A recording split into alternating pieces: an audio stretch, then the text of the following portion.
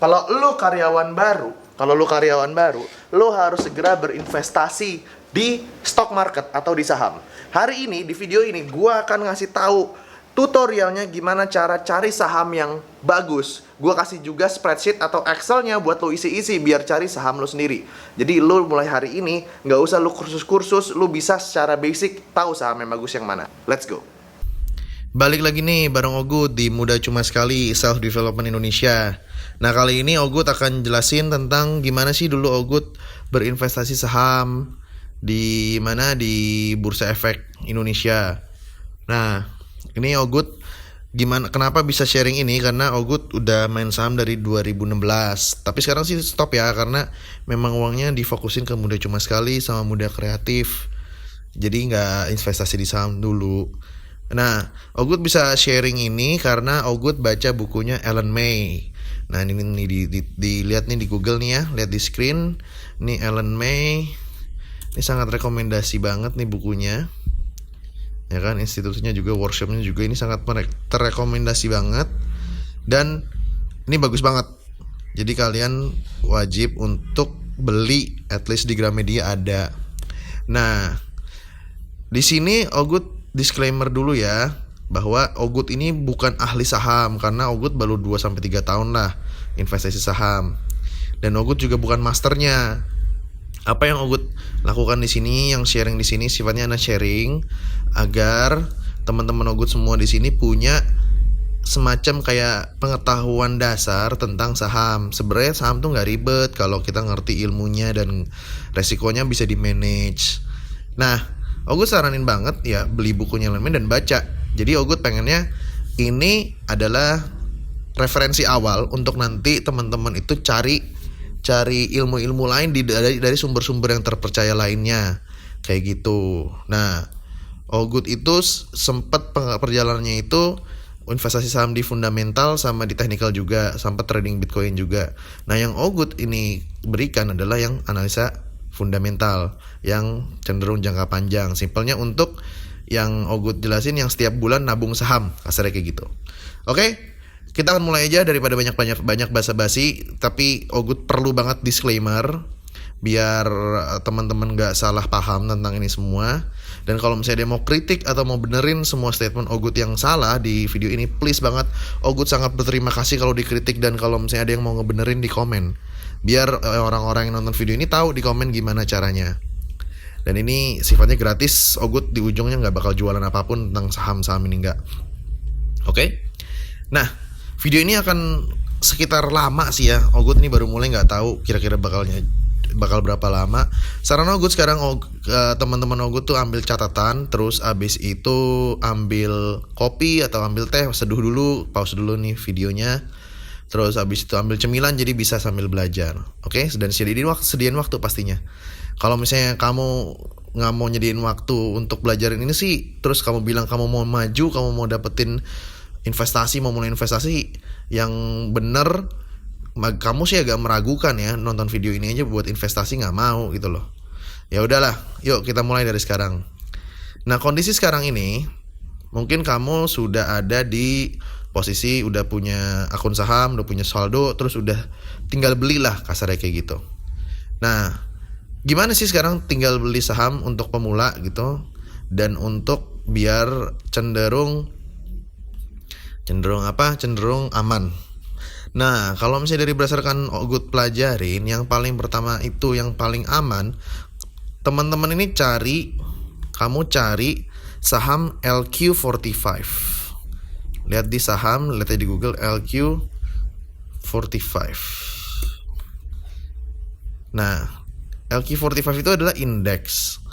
Nah, setelah kamu lihat LQ45, ini kamu bisa lihat di Google, kamu tinggal klik aja saham-sahamnya mana aja. Nah, ini adalah saham-saham LQ45. Asumsinya LQ45 itu saham-saham apa sih? LQ45 itu adalah saham-saham yang menurut Bursa Efek Indonesia itu perusahaan-perusahaan yang oke banget gitu loh. Nah, oke banget tuh kalau masih di luar negeri namanya blue chips. Itu perusahaan-perusahaan gede semua. Lihat kan nih, ada Adikarya, Adaro, Akra, Antam, ASI, BBCA, BMBCA, Bank Negara Indonesia, Bank Rakyat Indonesia, dan selanjutnya. Nah, Dari semuanya ini, yang kamu harus lakukan lihat adalah, kalau Ogut ya, lihat mana industri yang kamu pahamin. Contohnya kayak nih Akra. Akra ini industrinya tentang kayak semacam apa ya, alat berat deh kalau nggak salah deh. Bentar, Akra tuh apa ya? Akra, oh wholesale, dia jualan barang, kalau nggak salah barang-barang ini deh, barang-barang apa? Barang-barang teknik gitu loh. Nah, sekarang kita contohnya nih Akra nih. Kita coba Akra ya. Kita coba Akra. Nah, tugas kamu adalah nanti Ogut akan kasih spreadsheet seperti ini untuk masukin data-data yang ada diperlukan untuk menganalisa sahamnya. Kamu tinggal setiap, misalnya kamu pilih 10 atau 5 perusahaan-perusahaan yang ada di LK45 ini dan kamu pengen investasikan, maksudnya calon. Nah, kamu masukin semua data-data yang ini. Gak usah takut dulu ya. Ini cuma kelihatannya aja ribet, tapi ini data-datanya gampang. Masukin ke sini, ini tinggal copy paste doang. Dan nanti kamu lihat mana yang performanya paling bagus. Kayak gitu. Nah, di situ kamu invest. Oke, sekarang kita mulai. Ini kebetulan hari ini contohnya si Akra ini. Kenapa Akra? Karena Ogut punya temen, dia beli Akra dari harganya 700 perak. Si Akra ini. Sekarang kita lihat Akra. By the way, kalau mau cari tahu caranya untuk ngecek saham, itu tinggal klik kode sahamnya, terus klik JK. Nah, langsung muncul di Yahoo. Nih, harganya 4.770. Nah, teman Ogut itu beli waktu di harganya 700.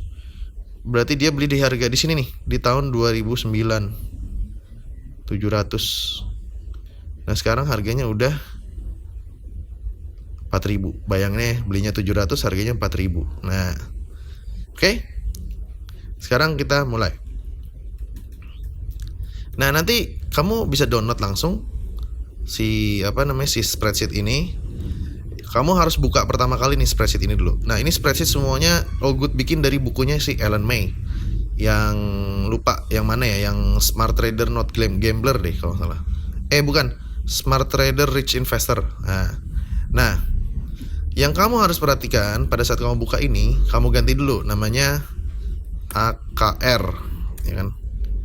PT AKR. Tulis kode sahamnya akra.jk. Nih, oke? Sudah selesai itu, kamu nggak usah pusingin dulu yang ada di sini banyak, ya kan? Nggak usah pusingin karena dari yang price earning per share ini, yang hijau ini ke bawah, itu otomatis akan berubah sendiri kalau kamu udah masukin di sini, kotak di sini. Kamu cuma perlu masukin yang ini sama yang ini sama yang ROA dan ROE.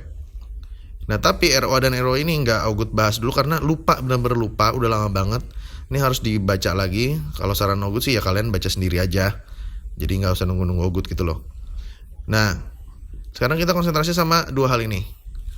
Dua hal ini ada stock price, annual EPS, dan lain-lain. Ini gimana sih cara isinya? Cara isinya adalah kamu harus tahu laporan tahunan dari perusahaan tersebut. Caranya gimana? Kamu tinggal pergi ke website perusahaannya, Akra, ya kan? Klik Akra misalnya gitu. Terus ada akr.co.id, ya kan? Kalau misalnya Unilever nih misalnya. Kalau misalnya Unilever. Ya, Unilever. Nah, ada nih websitenya. Nah, kamu masuk ke Akra, klik Akranya.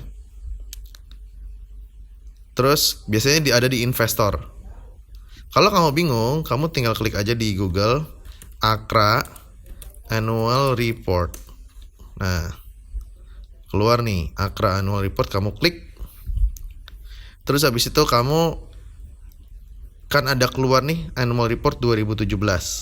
Nah, tugas kamu adalah kamu download Annual Report kalau bisa sampai 10 tahun.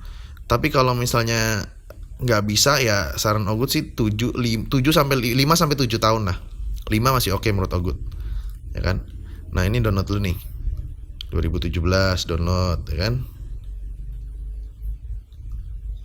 2016 download gitu kan. 2016 download. Oke, udah di download semua ya. Biasanya sih Ogut sih nggak download semuanya. Biasanya kayak 3 tahun terakhir belakangan. Karena kenapa Ogut mintanya itu 10 tahun sampai 5 tahun, karena ini buat dapetin si ini nih, EPS ini loh, earning per share ini loh. Nah di situ kan per tahun ada nih. Tapi biasanya kalau di annual reportnya dia langsung udah kayak ada kolom-kolomnya gitu, lihat nih kayak gini nih. Ntar aku cari ya, earnings per share. Nah kayak gini nih.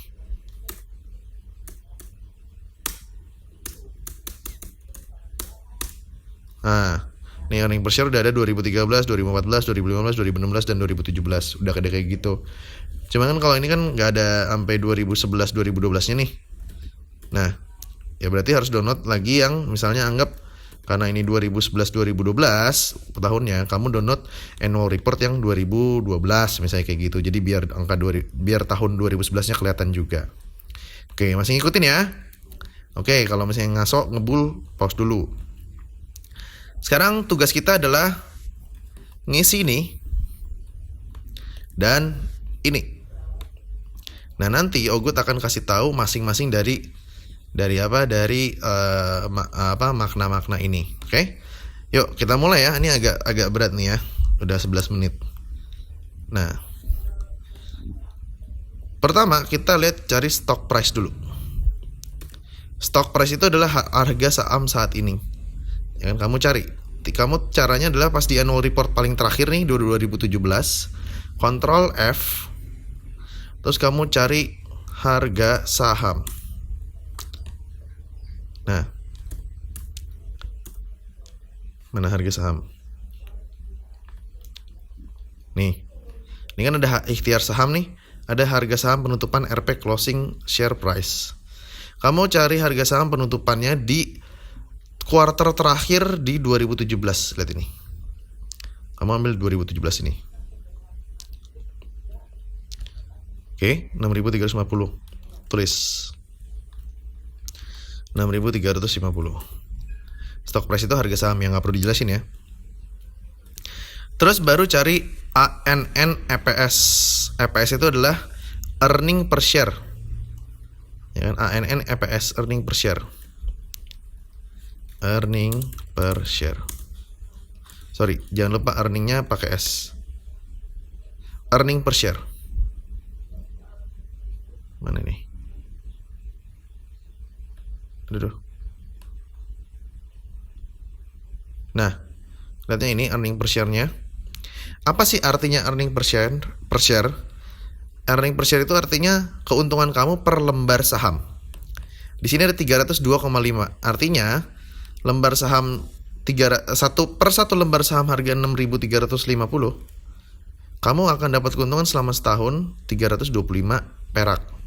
Jadi kamu punya 6.350, kamu diemin selama setahun, kamu akan dapat 302,5 perak. Di saham itu kamu harus beli satu lot itu 100. Jadi untung kamu setiap kamu beli satu lot atau 100 lembar saham, artinya kamu akan dapat untung 302,5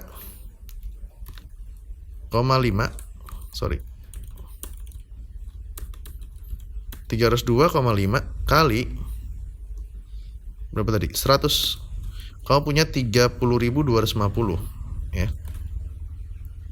30.250. Bayangin kalau kamu belinya 1000 lot gitu. 10 lot, 10 lot. Artinya kamu dapat 1000.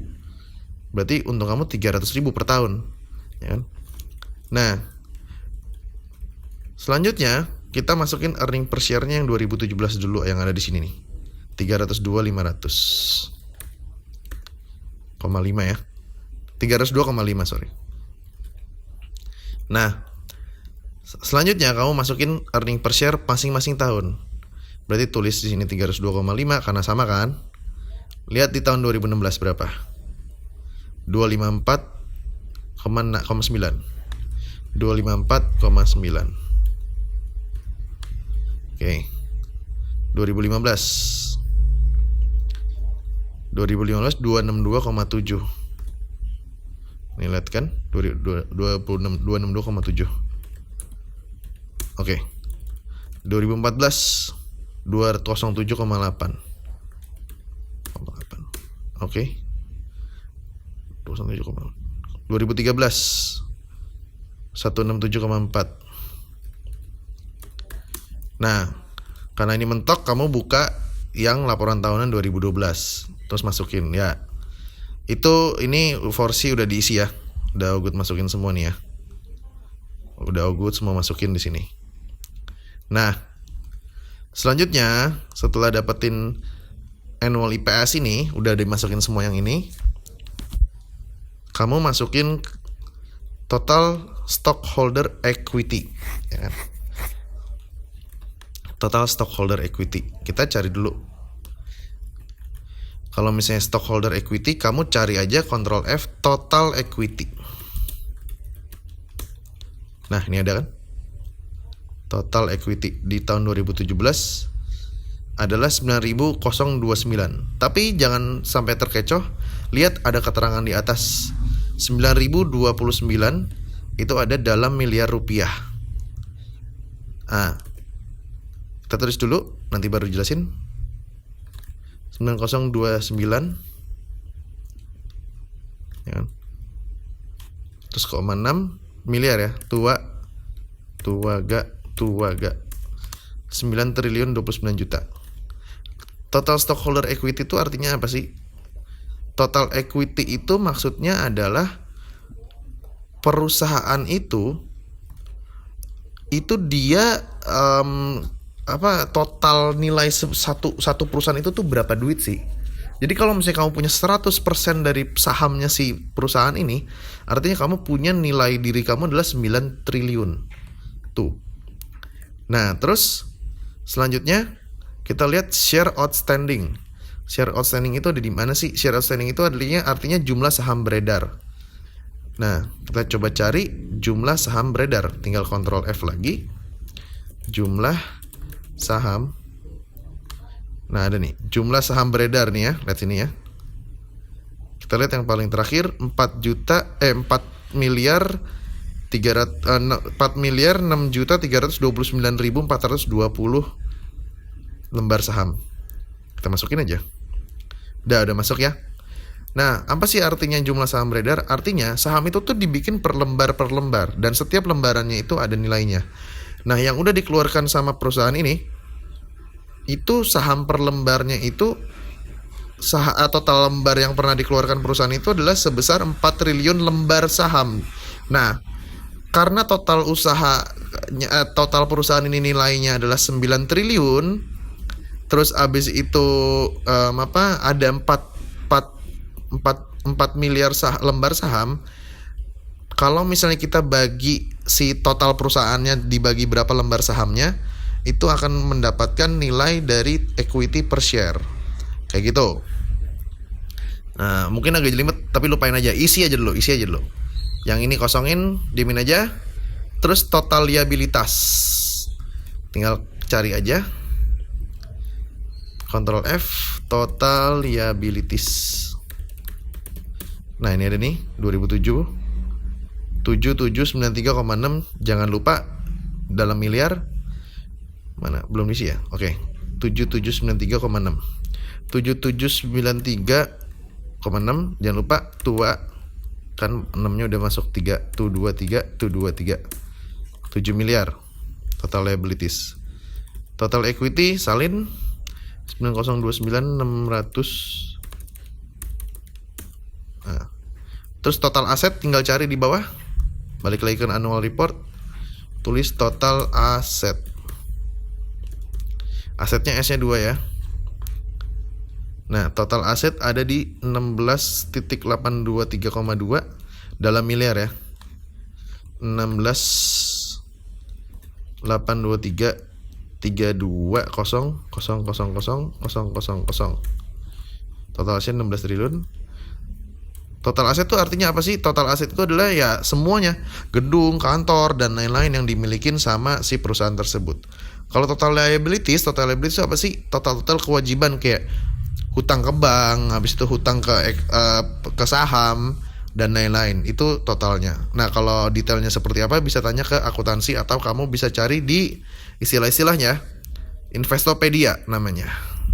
Investopedia. Ini yang bahasa Inggris. Tapi kalau misalnya mau Indonesia ya coba aja cari arti dari liabilitas gitu. Nah, nanti dijelasin lah kayak gini lah ya. Oke. Total kalau total liabilities sudah jelas, total aset sudah jelas, sekarang total current asset. Cari lagi di sini. Total current asset tinggal ganti aja. Samain, tuh kan? Samain sama ini current. Total current asset.